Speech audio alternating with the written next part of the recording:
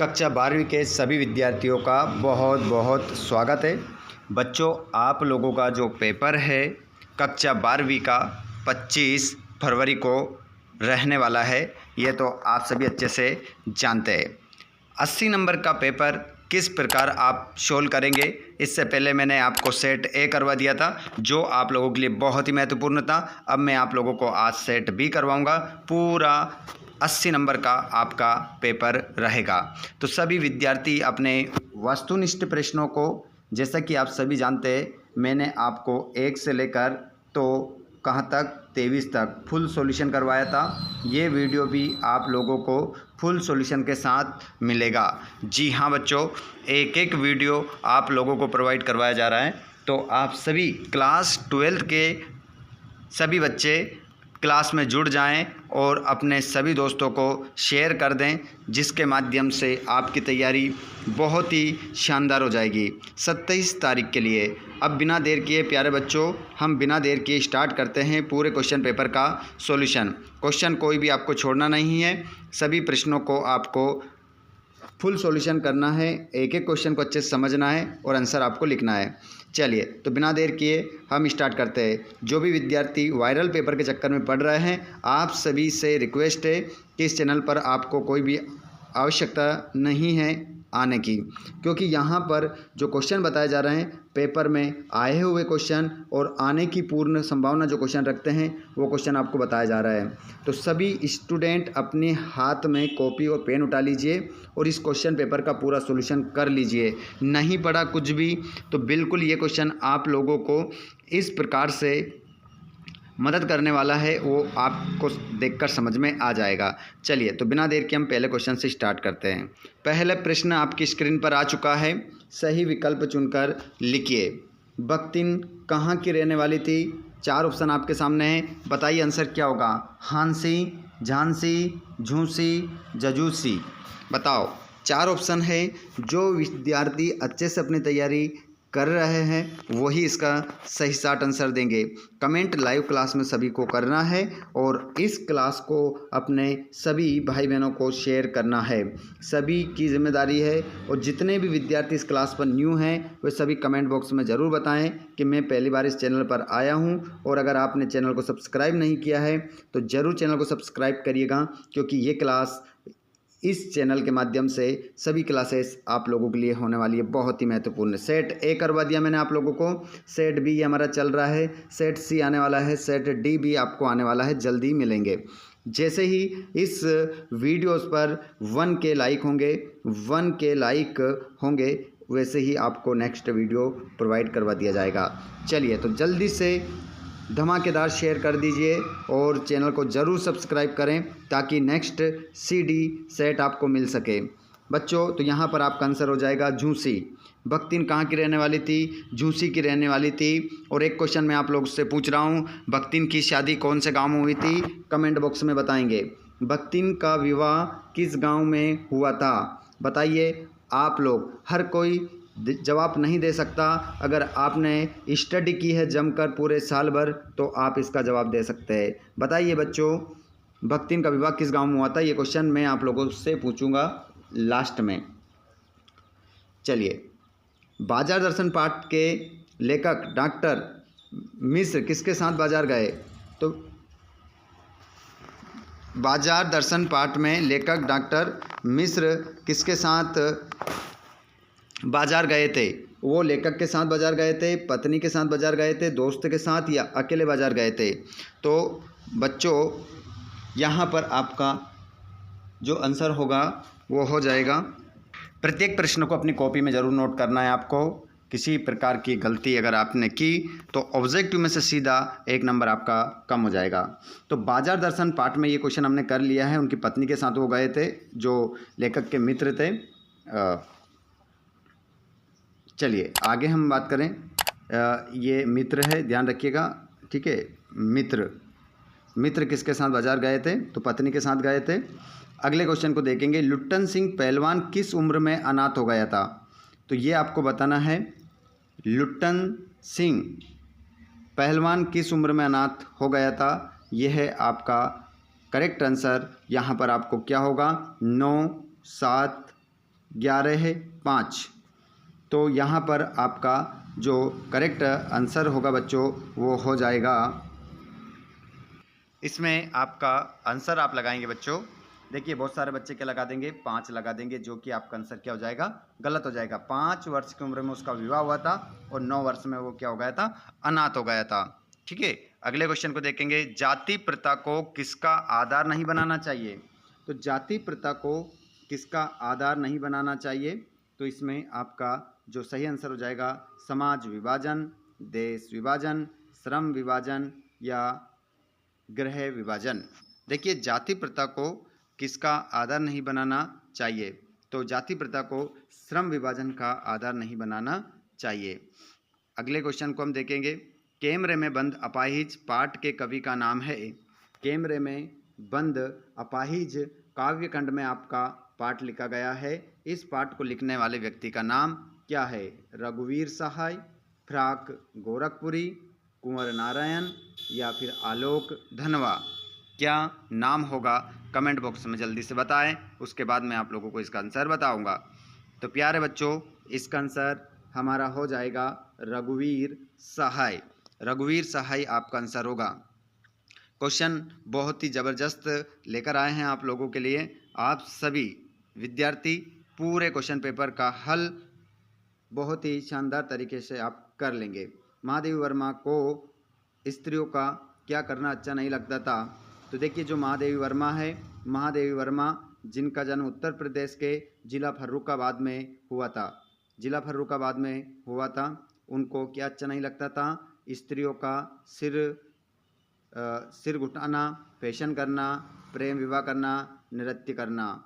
तो यहाँ पर आपका आंसर हो जाएगा सिर घुटाना, मतलब सिर से जो बाल है वो कटाना, वो महादेवी वर्मा को अच्छा नहीं लगता था। खालिस्तान में आप देखेंगे सौंदलगेकर मास्टर पढ़ाने आते थे। तो सौंदलगेकर जो मास्टर थे प्यारे बच्चों, वो क्या पढ़ाने आते थे? तो इसमें आपका करेक्ट आंसर हो जाएगा, वो हो जाएगा हिंदी। हिंदी सॉरी माफ़ कीजिएगा, हिंदी नहीं मराठी। क्या पढ़ाने आते थे? मराठी पढ़ाने आते थे। अगला क्वेश्चन, रेडियो नाटक में नहीं होते हैं बच्चों। रेडियो पर जो नाटक प्रसारित किया जाता है उसमें नहीं होता है बच्चों, उसमें दिखाई नहीं देता है, दृश्य नहीं होते हैं। नोट कर लीजिएगा। और जो न्यू स्टूडेंट क्लास में जुड़ते जा रहे हैं, आप सभी इस क्लास को अपने सभी क्लास 12th के सभी बच्चों को ज़रूर शेयर करें, अपने यार दोस्तों को ज़रूर शेयर करें, ताकि उनकी भी तैयारी बोर्ड परीक्षा 2025 के लिए 25 तारीख का जो पेपर है उसके लिए तैयारी शानदार हो सके। तो बच्चों यहाँ पर आप लोगों के लिए पूरा पेपर का सॉल्यूशन करवाया जा रहा है। आगे देखेंगे आप, वीर रस का स्थायी भाव है। वीर रस का स्थायी भाव होता है बच्चों, आप सभी जानते हैं, उत्साह होता है। आगे चलते हैं हम। हिंदी साहित्य का प्रवेश द्वार, हिंदी साहित्य का प्रवेश द्वार कहा जाता है। तो बच्चों इसमें भारतेंदु युग आपका आंसर होगा। बच्चे खालिस्तान में होंगे और प्रत्याशा में होंगे। बख्तिन का वास्तविक नाम था, तो लक्ष्मीन आपका आंसर होगा। चलिए आगे चलते हैं। क्वेश्चन मैं आप लोगों से जो पूछ रहा हूँ उसमें आप लोगों को लाइव में भी जवाब देना है। साथ में जो बच्चे हमारी लाइव क्लास में नहीं जुड़ते हैं उनके लिए कमेंट बॉक्स है, वो कमेंट बॉक्स में जवाब देंगे। ऑल स्टूडेंट जवाब जरूर दें, जिससे आप लिखना भी सीखोगे। सही आपको टाइपिंग करना है, वर्तनी आपको ध्यान रखना है, गलती नहीं करना है। निम्नलिखित वाक्यों, एक वाक्यों में जो वाक्य हैं उनमें से आपको सत्य और असत्य चुनकर लिखना है। तो आइए आपको मैं बता देता हूँ कौन सा प्रश्न आपका सत्य रहेगा, कौन सा असत्य रहेगा। देखिए, हरिवंश राय बच्चन द्वारा लिखित आत्मकथा क्या भूलूं क्या याद करूं है। तो बिल्कुल भैया हम बात करेंगे, हरिवंश राय बच्चन ने एक आत्मकथा लिखी है जिसका नाम है क्या भूलूं क्या याद करूं। तो इसमें आपका आंसर हो जाएगा पहले में सत्य। ठीक है, सत्य पहला। दूसरे देखेंगे, दूसरे को, बच्चों सुंदर चित्र बनाओ। आज्ञार्थक वाक्य है, बिल्कुल भैया ये हम देख रहे हैं, यहाँ पर आज्ञा दी जा रही है, बच्चों चित्र बनाओ, सुंदर चित्र बनाओ, आज्ञा दी जा रही है, तो आज्ञार्थक वाक्य है सत्य। बाण भट्ट की आत्मकथा के उपन्यासकार हजारी प्रसाद द्विवेदी है। तो बाण भट्ट की आत्मकथा ये एक उपन्यास है बच्चों, इसको लिखने वाले हजारी प्रसाद द्विवेदी है, ऐसा कहा जा रहा है। तो हम भी कह देंगे बिल्कुल सही है, उन्होंने ही लिखा है इसको।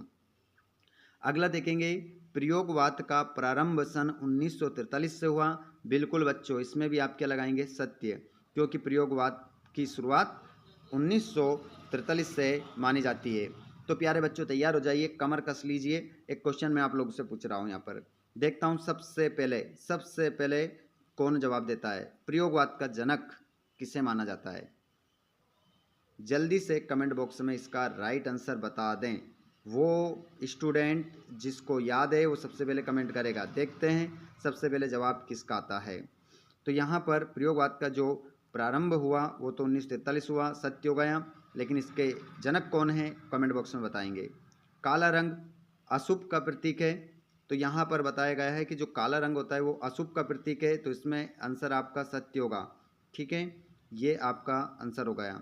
भारत की राष्ट्रभाषा हिंदी है, तो ये भी आपका आंसर क्या होगा? सत्य होगा। ऑल क्वेश्चन इसमें आपके ट्रू हो जाएंगे, सत्य हो जाएंगे। ठीक है, आगे चलते हैं हम अगले क्वेश्चन की ओर, जिसमें आपको क्या मिलाना है बच्चों? जोड़ी मिलाना है। एक जोड़ी गलत मतलब दूसरी भी गलत, 2 नंबर यहाँ से कट सकते हैं। तो जोड़ी को बहुत ही ध्यानपूर्वक जो जो आंसर आपको पहले आते हैं उनको आप पहले मिलाएंगे। जैसे आप सभी जानते हैं तुलसीदास को किससे मिलाएंगे? तुलसीदास ने एक पाठ लिखा है, ठीक है, कवितावली, तो इससे मिला दो। आगे हम बात करते हैं, हमें नहीं पता क्या आंसर होगा। जैसे पखवाड़ा, तो 15 दिन का समय। पुश्तैनी, पैतृक खानदानी। रघुवीर, सहाय, कैमरे में बंद अपाइज। कुंवर नारायण, कविता के बहाने। हरिवंश राय बच्चन, आत्मपरिचय। इस प्रकार आप जोड़ी मिलाएं और पूरे में से पूरे नंबर प्राप्त करें। ठीक है प्यारे बच्चों, ये हमारा क्वेश्चन नंबर 4 वाला सॉल्यूशन कंप्लीट हुआ। उसके बाद में आ चुका है प्रश्न नंबर 5, जिसमें हमें एक शब्द और एक वाक्य में उत्तर देना है। आइए तो देखिए, क्लास में स्टूडेंट जुड़ भी रहे हैं और क्लास को छोड़कर जा भी रहे हैं। ठीक है, अगर आप लोगों को अच्छे मार्क्स प्राप्त करना है तो क्लास को लास्ट तक देखकर जाना है। और आपको लगता है कि वास्तव में आप लोगों के लिए यहाँ पर मेहनत की गई है, तो क्लास को, सेशन को लाइक ज़रूर करें। और आप चाहते हैं कि आपके साथ आपके दोस्तों को भी अच्छे अंक आएँ, तो उसको भी आप शेयर करें। और आप चाहते हैं कि नेक्स्ट सी और डी सेट आपको प्राप्त हो, सी और डी सेट आपको सबसे पहले मिले, तो चैनल को आप सब्सक्राइब करके घंटी की बटन को ऑल पर अवश्य करें। ऑल स्टूडेंट और जो स्टूडेंट न्यू जुड़ रहे हैं वो कमेंट बॉक्स में ज़रूर बताएं कि हम न्यू हैं, पहली बार इस चैनल के माध्यम से अपनी स्टडी को जारी रखा है हमने। चलिए तो प्यारे बच्चों, आ चुके हैं हम पहले क्वेश्चन की ओर। समाचार के अंतर्गत किसी घटना का नवीनतम और महत्वपूर्ण पहलू क्या है? इस क्वेश्चन को आपको बहुत ही अच्छे से समझना है, गलती नहीं करना है किसी प्रकार की। समाचार की बात हो रही है, समाचार के अंतर्गत किसी घटना का नवीन, है ना, नवीनतम मतलब नवीन से भी बढ़कर, और महत्वपूर्ण पहलू क्या होता है? तो इसको हम क्या बोलेंगे बच्चों? क्लाइमैक्स। क्लाइमैक्स आपका इसमें आंसर हो जाएगा। क्लाइमैक्स आप राइट आंसर लगा लेंगे। गलती नहीं करना है किसी प्रकार की, ऐसे क्वेश्चन आएंगे और आउट हो जाएंगे और आपका एक नंबर यहाँ से कट सकता है। चलिए अगले क्वेश्चन को हम देखते हैं। नेक्स्ट क्वेश्चन को, शब्द गुण कितने प्रकार के होते हैं? बच्चों, शब्द गुण को हम काव्य गुण के नाम से भी जानते हैं और ये 3 प्रकार के होते हैं। शब्द गुण को हम क्या कहते हैं? काव्य गुण भी कहते हैं, ध्यान रख लीजिएगा।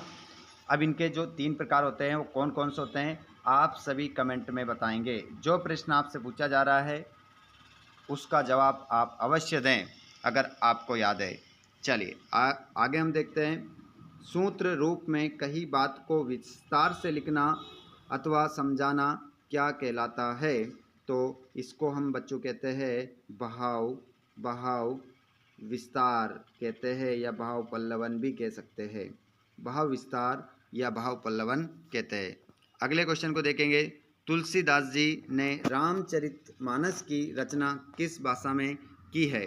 तो इसका आंसर जो होगा बच्चों वो हो जाएगा अवधी भाषा में की है। तुलसीदास जी ने रामचरितमानस जो उनका महाकाव्य है, इसको उन्होंने अवधी भाषा में लिखा है। चलिए नेक्स्ट क्वेश्चन देखते हैं। कवि ने अपने खेत में कौन सा बीज बोया? तो कवि की बात हो रही है, उन्होंने अपने कागज रूपी खेत पर शब्द रूपी बीज बोया। कैसा बीज बोया बच्चों? शब्द रूपी। भूल मत जाइएगा, कुछ और मत लिख दीजिएगा, नहीं तो आंसर आपका गलत हो जाएगा। क्वेश्चन क्रमांक 6 वाला, चांद सिंह के गुरु का नाम क्या था? तो बताइए बच्चों, क्लास में इंतजार कर रहा हूं मैं आप लोगों का, क्या होगा बताइए जल्दी। देखता हूं सबसे पहले जवाब किसका आता है।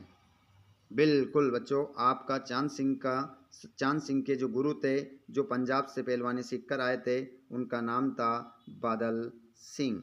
बादल सिंह आंसर हो जाएगा। ठीक है, बादल सिंह आपका आंसर रहेगा। मोहनजोदड़ो नगर कितने हजार साल पुराना है? तो इसमें आपका आंसर होगा 5000 साल पुराना है। चलिए अब हम बढ़ जाते हैं अगले क्वेश्चन की ओर, जो हमारे सभी क्वेश्चनों का सॉल्यूशन हम देखने वाले हैं। तो मैं यहाँ पर आप लोग स्क्रीनशॉट ले लेना क्वेश्चन का, क्योंकि यहाँ पर मैं आप लोगों को 6, 7 और 10 तक ऐसे क्वेश्चन एक साथ करवाऊँगा। कवि के अनुसार संसार में किस व्यक्ति का महत्व अधिक होता है? और कवि के अनुसार कवि मन और बच्चे में क्या समानता है? और दूरदर्शन पर क्या बोलेंगे? कविता के आधार पर उत्तर दीजिए। उषा का जादू कब और क्यों टूट जाता है? उसके बाद लेखक के अनुसार आदर्श समाज के लिए क्या अपेक्षित है? और लेखक के अनुसार कालिदास के समान ही अन्य अनासक्त कवि कौन थे? और प्रबंध काव्य और मुक्तक काव्य में अंतर और अलंकार की परिभाषा। और 10वें वाले क्वेश्चन तक मैं आपको बताऊंगा। दृश्य काव्य और श्रव्य काव्य में अंतर और खंड काव्य और महाकाव्य में अंतर। तो यहाँ से 2-3 क्वेश्चन तो आपको अच्छे से आते ही होंगे। अब 10 तक मैं आपको सॉल्यूशन यहाँ पर करवा देता हूँ। को अथवा वाले प्रश्नों के आंसर भी बताने वाला हूँ, तो क्लास को लास्ट तक जरूर देखिएगा।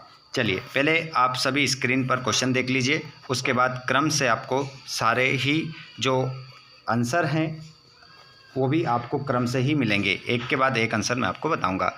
जैसे यहाँ पर आप देख पा रहे हैं, मातृभाषा और राष्ट्रभाषा में अंतर, निम्न मुहावरों का अर्थ लिखकर वाक्य में प्रयोग कीजिए, राय का पहाड़ करना, ऊँट के मुंह में जीरा, वाक्य में प्रयोग कर भी बताऊंगा। और लेखक क्यों पढ़ना चाहता था लेकिन दादा से क्यों नहीं कह पाता था, मूर्ख लोग मकान बनाते हैं, सयाने उनमें रहते हैं, किशनदा की इस उक्ति से आप कहाँ तक सहमत हैं? आगे देख लीजिए, इंटरनेट की सीमाएं मतलब दोष, संचार माध्यम के प्रमुख प्रकार, हरिवंश राय बच्चन अथवा उमाशंकर जोशी का आपको क्या लिखना है? जीवन परिचय, 2 रचनाएं, काव्यगत विशेषताएं, भाषा शैली लिखना है। फणीश्वरनाथ रेणु या हजारी प्रसाद द्विवेदी का यहाँ पर साहित्यिक परिचय देना है। उसके बाद में भारतेंदु युग की विशेषताएं। क्वेश्चन आप देख लीजिए, स्क्रीनशॉट लेते चले, क्योंकि आंसर भी मैं आपको बताने वाला हूँ एक साथ, है ना। तो यहाँ पर आप देख सकते हैं, आप पठित गद्यांश से इसको पढ़कर उत्तर देना है, तो ये भी मैं आपको बताने वाला हूँ। ठीक है, ये पूरा क्वेश्चन पेपर है, 23 तक क्वेश्चन देख लीजिए पहले। यहाँ पर आपको अपठित गद्यांश से इसके आंसर आपको इसी में से देने हैं, तो आंसर भी मैं आपको बता दूंगा, पहले आप स्क्रीनशॉट ले लीजिए। स्क्रीनशॉट ले लेंगे आप तो आप लोगों को आसानी हो जाएगी आंसर लगाने में। संदर्भ प्रसंग करना है 20वें वाले प्रश्न में, संदर्भ प्रसंग व्याख्या लिखना है। उसके बाद में आप देखेंगे यहाँ पर 21वां वाला प्रश्न, जिसमें आपको संदर्भ प्रसंग करना है गद्यांश के। उसके बाद में यहाँ पर आपको एक उत्तर पुस्तिका की पुनर्गणना हेतु सचिव माध्यमिक शिक्षा मंडल मध्य प्रदेश भोपाल को एक आवेदन पत्र लिखना है, या फिर आप निबंध देख सकते हैं। यहाँ पर निबंध भी आपकी स्क्रीन पर आ रहा है, ठीक है, देख सकते हैं आप इसको पूरा। यहाँ पर आपको एक निबंध भी मैं आपको पूरा बताऊंगा। चलिए तो अब आंसर देख लीजिए, आंसर की बारी। अब प्रश्न नंबर 6 का आंसर आप यहाँ से लिख लेंगे, ये रहा। उसके बाद में अब 7वां देख लीजिए। 7वें वाले प्रश्न का आंसर आप स्क्रीन पर देख पा रहे हैं। उषा का जादू सूर्योदय के समय टूट जाता है, क्योंकि इस समय सूर्य की किरणों के प्रभाव से आसमान में छाई लालिमा समाप्त हो जाती है। 8वां ये रहा आपका। लेखक के अनुसार एक आदर्श समाज के लिए इतनी गतिशीलता अपेक्षित है जिसमें कोई भी वांछित परिवर्तन समाज के एक छोर से दूसरे तक संचारित हो सके। और 8वें का तो वाला भी आप नीचे देख सकते हैं, ठीक है। और ये रहा 9वां, प्रबंध काव्य और मुक्तक काव्य में अंतर। तो देख सकते हैं आप प्रबंध काव्य और मुक्तक काव्य में अंतर, 2 ही अंतर लिखने हमें, यहाँ 4 देख रहे हैं आप। प्रबंध काव्य की कथा विस्तृत होती है, मुक्तक काव्य की विषय केवल एक भाव होता है। प्रबंध काव्य अनेक छंद प्रदान होता है, मुक्तक काव्य एक ही छंद में समेटा जा सकता है। प्रबंध काव्य में अनेक रस होते हैं, मुक्तक काव्य में एक ही रस होता है। ठीक है, ये हो गया आपका। अगले क्वेश्चन को आप देखेंगे, अलंकार की परिभाषा। अलंकार की परिभाषा आपका 9वां क्वेश्चन था, 9वां वाले का आंसर। अलंकार से आशय आभूषण से है, जो वस्तु अलंकृत करे वे अलंकार है। काव्य में रमणीयता या चमत्कार उत्पन्न करने वाले तत्व को ही अलंकार कहते हैं। बस यहीं तक लिखना है। ओके, आगे चलिए। दृश्य काव्य और श्रव्य काव्य में अंतर, तो यहाँ पर 2 ही अंतर लिखने हैं हमें। दृश्य काव्य में अभिनय देखकर रसानुभूति प्राप्त होती है और श्रव्य काव्य को पढ़कर या सुनकर ही रसानुभूति प्राप्त होती है। इसमें नाटक, गीति, नाट्य एवं एकांकी आते हैं और इसमें सभी प्रकार की रचनाएं आती है। बस 2 अंतर इसमें हमें लिखना था। चलिए अगले प्रश्न को देखते हैं। महाकाव्य खंडकाव्य में अंतर तो आपको याद ही होगा क्योंकि सरल है। उसके बाद में 11 का आंसर देख लीजिए। लेखक के अनुसार बाजार की सार्थकता मनुष्य की आवश्यकता अनुसार वस्तुएं खरीदने में ही है। उसका तो वाला देख लो। ग्रीष्म ऋतु में लू के तपन से बचने का उपाय है कि बाहर जाने से पहले पानी पीकर जाना चाहिए, क्योंकि पानी पीकर बाहर जाने से लू का प्रभाव कम हो जाता है। 12वें वाले का आंसर देख लीजिए। संचारी भाव और स्थायी भाव में अंतर। संचारी भाव की संख्या 33 होती है, स्थायी भाव की संख्या 10 होती है। एक रस में कई संचारी भाव हो सकते हैं। एक रस का स्थायी भाव 1 होता है, रस का एक ही स्थायी भाव होता है, और ये स्थायी भाव के अंग है और ये संचारी भाव के अंग है। चलिए बस इतना ही, 2 ही अंतर, 2 से 3 अंतर याद हमें होना चाहिए। अगले क्वेश्चन को देखेंगे हम। 12 कवित्व छंद की परिभाषा उदाहरण सहित। 12 में आप पेपर का क्वेश्चन देख लेंगे और आंसर देख लेंगे। देखिए कवित्व छंद 4 चरण होते हैं। कवित्व छंद में प्रत्येक चरण में 31 वर्ण होते हैं। 16-15 पर यति होती है और उदाहरण आप यहाँ पर देख सकते हैं। ठीक है, कवित्व छंद का उदाहरण भी आपको दिख रहा है। चलिए आगे देखते हैं हम अगले क्वेश्चन को। मातृभाषा और राष्ट्रभाषा में अंतर। मातृभाषा किसी व्यक्ति के जन्म स्थान की भाषा होती है और राष्ट्रभाषा संपूर्ण राष्ट्र की भाषा होती है। मातृभाषा अपने क्षेत्र की शिक्षा और शासन की भाषा होती है और राष्ट्रभाषा संविधान और अदालतों की भाषा होती है। मातृभाषा का क्षेत्र संकुचित होता है, राष्ट्रभाषा का क्षेत्र विशाल होता है। देखिए अगले क्वेश्चन को 13वें वाला क्वेश्चन है ये आपका, जो मुहावरे का अर्थ लिखकर वाक्य में प्रयोग करना था। स्वार्थी लोग राय का पहाड़ बनाकर बात को प्रस्तुत करते हैं। दूसरा था लाखों का लाभ करने पर 50 रुपये का पुरस्कार मिलना, ऊँट के मुंह में जीरा नहीं तो और क्या है। ठीक है, इस प्रकार आपने वाक्य में प्रयोग कर दिया। अगला देखते हैं। देखिए हम समय बर्बाद नहीं करेंगे, ये सभी प्रश्नों के जो आंसर है बच्चों यहाँ पर मैं आपको टेलीग्राम पर दे रहा हूँ और वैसे बता भी रहा हूँ, स्क्रीनशॉट ले लेना आप। सभी प्रश्नों के आंसर है A to Z, 1 से लेकर तो कहाँ तक 23 तक पूरा क्वेश्चन पेपर का हल है। आप ये नहीं कह सकते कि पूरा हल नहीं है। चलिए अब आप लोग क्या करें, इसका स्क्रीनशॉट ले लो फटाफट। उसके बाद यहाँ पर 19वां प्रश्न है। ठीक है, 19वें के बाद आप देख सकते हैं 20वां संदर्भ प्रसंग है, 21वां है संदर्भ प्रसंग, और उसके बाद यहाँ पर 21वां के बाद आप देख सकते हैं 21वां भी देख सकते हैं आप, अथवा सहित है ये। ठीक है, उसके बाद अगला देखिएगा, ये रहा बच्चों आपका अगला 22वें प्रश्न का आंसर। अच्छे से लिख लीजिएगा, गलती किसी प्रकार की नहीं करना है। ठीक है, ये लिख लीजिएगा अच्छे से इसको। और ये रहा आपका निबंध, भारतीय समाज में नारी की स्थिति। ये निबंध है आपका, ये पूरा। ठीक, इम्पोर्टेंट है इसलिए आपको बता दिया। ये सभी PDF वगैरह मैं आप लोगों को टेलीग्राम पर दे दूंगा, जिसकी लिंक आपको डिस्क्रिप्शन में मिल जाएगी, ताकि आप इन सभी PDF को डाउनलोड करके अपनी तैयारी को बेस्ट कर सकते हैं। नेक्स्ट वीडियो के लिए तैयार रहिएगा। जैसे इस पर 1K लाइक हुए, मैं आपको सेट C और D प्रोवाइड करवा दूंगा। ठीक है, तो चैनल को सभी सब्सक्राइब कर लो और अपने दोस्तों को ज़रूर शेयर करो।